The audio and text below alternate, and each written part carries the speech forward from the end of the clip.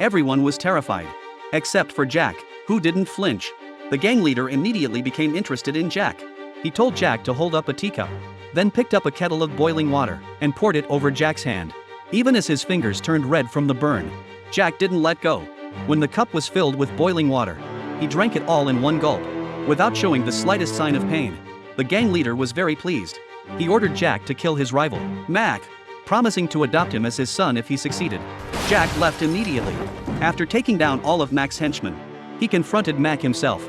Mac attacked first, and before Jack could react, he was hit with a series of aggressive strikes. Each swing of Mac's blade was full force, devastatingly powerful. Jack didn't dare block directly. He could only dodge. However, Jack quickly spotted Mac's weakness.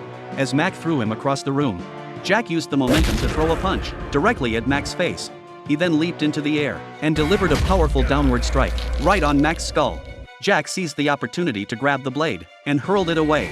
Though Mac dodged the blade in time, Jack took advantage of the opening and delivered a rapid series of punches to his chest. Mac stumbled backward and ultimately fell onto his own blade, which severed his head. Jack wrapped up Mac's head and was preparing to leave when Mac's henchmen arrived. They swarmed him, surrounding Jack completely. Jack rushed toward the window, knocked down several henchmen blocking his path, then grabbed one of them and crashed through the window to the floor below. Using the henchman as a cushion, Jack was unharmed, but he couldn't escape the ambush.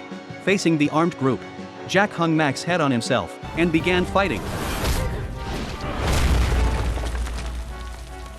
Although Jack was a formidable fighter, taking down opponents with single punches, there were too many of them.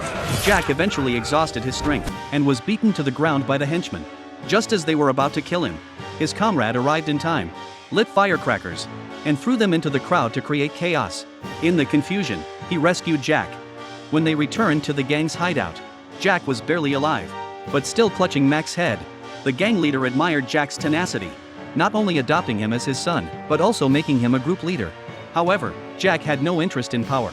He wanted to be the gang leader's son because the leader was a human trafficker, and Jack wanted to get close to him to investigate where the hostages were hidden. But that day, when Jack returned home, he discovered the gang leader was already inside, with Jack's superior officer hanging beside him. The gang leader said there was a mole in the gang, and he suspected Jack.